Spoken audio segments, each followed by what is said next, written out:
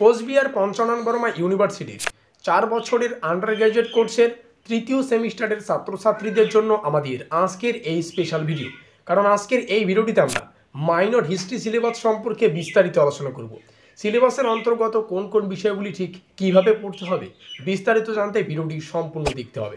আর হ্যাঁ, আমরা একটা হোয়াটসঅ্যাপ গ্রুপের ব্যবস্থা করেছি, যেটা স্পেশালি তৃতীয় সেমিস্টারের ছাত্রছাত্রীদের জন্যই বানানো। তৃতীয় সেমিস্টারের শুরু থেকে পরীক্ষা পর্যন্ত যত আপডেট প্রত্যেকটা বিষয়ে সর্বপ্রথম আমরা আমাদের হোয়াটসঅ্যাপ গ্রুপেই প্রকাশ করে থাকি। কাজে খুব ভালো হবে যদি আমাদের হোয়াটসঅ্যাপ গ্রুপে যুক্ত হয়ে নাও, লিঙ্ক ডেসক্রিপশন বক্সে রয়েছে। তো যাই হোক, শুরু করছি আমাদের আজকের এই স্পেশাল ভিডিওটি। দেখো, সিলেবাস অনেক আগেই প্রকাশিত হয়েছে, তবে সিলেবাসে একটু প্রবলেম থাকার জন্য আমি এই সিলেবাসটা তোমাদের সামনে উপস্থাপন করিনি। তবে যে সমস্ত ছাত্রছাত্রীরা আমাদের হোয়াটসঅ্যাপ গ্রুপে যুক্ত রয়েছে, আমি কিন্তু হোয়াটসঅ্যাপ গ্রুপে অনেক আগেই জানিয়ে দিয়েছি আমাদের এই সিলেবাসটাই পড়তে হবে। তো বিভিন্ন আপডেট, বিভিন্ন খবরের মাধ্যমে এই বিষয়টাই বুঝতে পারলাম যে আমাদের এই সিলেবাসটাই পড়তে হচ্ছে। তো সিলেবাসের মধ্যে যে প্রবলেম ছিল সেটা হচ্ছে আমাদের পেপার কোড নিয়ে। এখানে আমরা দেখতে পাচ্ছি, দেখো মার্কিন যুক্ত এলাকায় পেপার কোডে যা লেখা আছে শেষে আমরা দেখতে পাচ্ছি MIN1 লেখা আছে, মানে মাইনর 1। কিন্তু আমি সাবজেক্ট লিস্টে বলে রেখেছি যে আমাদের তৃতীয় সেমিস্টারে মাইনর 3 পড়তে হচ্ছে, তাই না? তো এখানে আমরা দেখতে পাচ্ছি যে মাইনর 1 রয়েছে। তো বিভিন্ন আপডেট এবং বিভিন্ন খবরের মাধ্যমে এই বিষয়টা এখন একদম স্পষ্ট যে আমাদের এই সিলেবাসটাই মাইনর হিস্ট্রি সিলেবাস, এটাই আমাদের সম্পূর্ণ সেমিস্টারে পড়তে হবে এবং এই সিলেবাস পড়ে আমাদের কিন্তু পরীক্ষা দিতে হবে। তো শুরুতেই জানিয়ে রাখি, আমাদের সিলেবাসের যে টাইটেল তোমরা দেখতে পাচ্ছ, পেপারের যে টাইটেল বা সিলেবাসের টাইটেল সেটা হচ্ছে history of ancient India, Indus valley civilisation to 1206 খ্রিস্টাব্দ। এটা আমাদের পড়তে হচ্ছে, মোস্ট ইম্পর্টেন্ট বিষয়।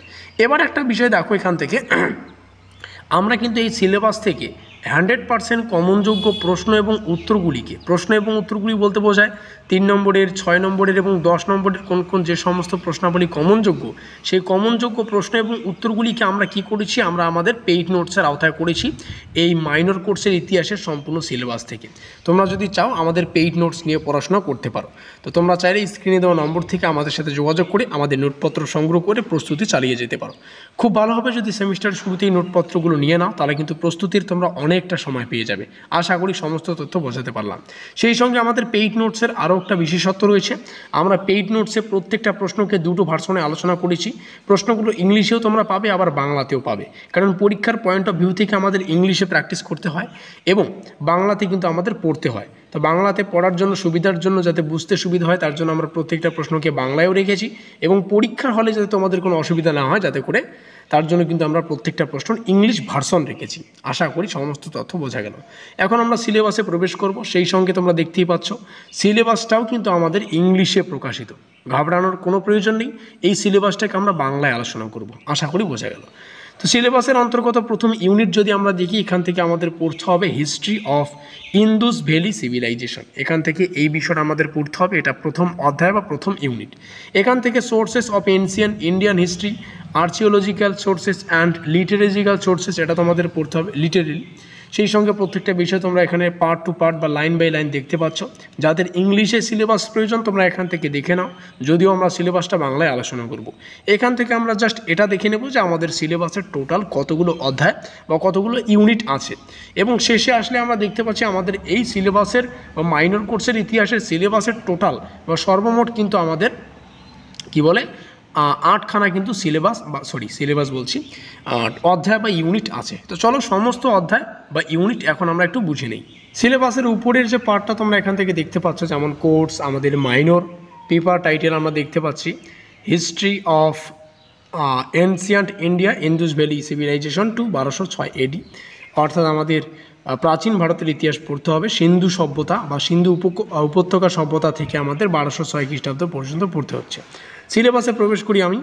তো আমরা যদি সিলেবাসে প্রবেশ করি তাহলে এখানে তোমরা দেখতে পাচ্ছ, এখানে কিন্তু আমাদের সিলেবাসের অন্তর্গত ইউনিট 1, যেখান থেকে পড়তে হবে সিন্ধু সভ্যতার ইতিহাস। সিন্ধু সভ্যতার ইতিহাসের মধ্যে পড়তে হচ্ছে দেখো প্রত্নতাত্ত্বিক উৎস এবং সাহিত্যের উৎস, এই দুটো পড়তে হবে। সেই সঙ্গে ভারতবর্ষের যে ধারণা অর্থাৎ শারীরিক বৈশিষ্ট্য সেটা পড়তে হবে হরপ্পা সভ্যতা সম্পর্কে। হরপ্পা সভ্যতার কী কী পড়তে হচ্ছে, হরপ্পা সভ্যতার উৎপত্তি, যেটা মোস্ট ইম্পর্টেন্ট এই বছরের জন্য, সঙ্গে ব্যাপ্তি, প্রভাবশালী বৈশিষ্ট্য, এটাও মোস্ট ইম্পর্টেন্ট। হরপ্পা সভ্যতার পতন, এই দুটো যত গুরুত্বপূর্ণ তার থেকে বেশি গুরুত্বপূর্ণ হচ্ছে হরপ্পা সভ্যতার পতন। এখানে 3টে স্টার দিয়ে দিলাম। সেই সঙ্গে একটু চোখ গুলিয়ে রাখবে ভারতীয় ভারতীয়দের ওপর এর যে বা এই সভ্যতার যে অবদান সেটা একটু দেখে রাখবে। এটা আমাদের সম্পূর্ণ ইউনিট 1। সেই সঙ্গে এখানে আমরা আমাদের পেইড নোটসের যাবতীয় তথ্যাবলী রেখেছি। সম্পূর্ণ সিলেবাস থেকে আমরা কী করেছি, 100% কমনযোগ্য 3 নম্বরের, 6 নম্বরের এবং 10 নম্বরের প্রশ্ন এবং উত্তরগুলিকে আমরা আমাদের পেইড নোটসের আওতায় করেছি। এবং আমাদের যে পেইড নোটস এটা তোমাদের পেমেন্ট করে নিতে হবে। কম্পিউটার টাইপিং নোট পাবে, হোয়াটসঅ্যাপে পিডিএফের মারফত পাবে। প্রত্যেকটা পিডিএফ তোমরা চাইলে প্রিন্ট আউট করতে পারো। এখানে আমাদের হোয়াটসঅ্যাপ নম্বর বা যোগাযোগ নম্বর তোমরা দেখতে পাচ্ছ, এই নম্বরে যোগাযোগ করতে পারো। ফিরে আসছি আমাদের সিলেবাসের অন্তর্গত ইউনিট 2 যদি আমরা লক্ষ্য করি, এখান থেকে পড়তে হবে মহাযানপদের যুগ থেকে বৈদিক যুগ সম্পর্কে। বৈদিক যুগের মধ্যে যে পাঠটা পড়তে হচ্ছে, বৈদিক যুগের রাজনীতি, সমাজ ব্যবস্থা, অর্থনীতি, ধর্মীয় এবং সাহিত্যের বিষয়টা প্রত্যেকটা জিনিসই গুরুত্বপূর্ণ, প্রত্যেকটাই তোমাদের প্র্যাকটিস করতে হবে। এখানে রয়েছে মহাকাব্য রামায়ণ এবং মহাভারত, একটু চোখ ঘুরিয়ে রাখো। তবে মোস্ট ইম্পর্টেন্ট পার্ট হচ্ছে এই ইউনিট 2 থেকে এটা বৈদিক সময়কালের যে রাজনীতি, সমাজ, অর্থনীতি, যে কোনো প্রশ্ন আসতে পারে। যেমন বৈদিক সময়কালের সমাজ ব্যবস্থা সম্পর্কে আলোচনা করো, বৈদিক সময়কালের অর্থনীতি ব্যবস্থা সম্পর্কে আলোচনা করো, কিংবা ধর্ম সাহিত্য সম্পর্কে আলোচনা করো। যেমন তেমনভাবে কিন্তু ঘুরিয়ে প্রশ্ন আসতে পারে। মহাযানপদের উত্থান পড়তে হচ্ছে মগধের সাফল্যের কারণ, জৈন ধর্ম এবং বৌদ্ধ ধর্মের মধ্যে কারণ, মতবাদ বিস্তার, হ্রাস এবং অবদান, এগুলো পড়বে। তো প্রত্যেকটা তথ্য এখান থেকে আমরা যদি ইউনিট 3 আসি, ইউনিট 3 থেকে মোস্ট ইম্পর্টেন্ট কৌটিল্যের অর্থশাস্ত্র এবং সপ্তাঙ্গ রাষ্ট্রতত্ত্ব, এটা মোস্ট ইম্পর্টেন্ট। এখানে যতগুলো স্টার দেবো সেটাও কম মনে হবে, কারণ এই বিষয়টা বা কৌটিল্যের অর্থশাস্ত্র থেকে এই বছর আমাদের পরীক্ষা প্রশ্ন আসা বাঞ্ছনীয়। 100% এখানেই লিখে নাও, ঠিক আছে? যে কোনো একটা প্রশ্ন আসবে, মানে যেগুলো মোস্ট ইম্পর্টেন্ট সেখানে স্টারগুলো দিচ্ছি, আর তোমরা সেগুলো ভালো করে পড়ার চেষ্টা করবে। সেই সঙ্গে এখান থেকে আরও একটা বিষয় মোস্ট ইম্পর্টেন্ট, সেটা হচ্ছে মৌর্য সাম্রাজ্যের পতন এবং অশোক তার যে তার ধর্ম সম্পর্কে পড়তে হবে। অশোক ধর্ম প্রচারে কোথায় কোথায় গিয়েছিলেন, তার যে বিস্তারিত তথ্য তোমাদের এখানে পড়তে হবে। এখানে দেখো সাতবাহন একটা যুগের নাম। তো সাতবাহন যুগ থেকে তোমাদের অনেকগুলো প্রশ্ন পড়তে হয়, তো একটু পাট করে পড়বে।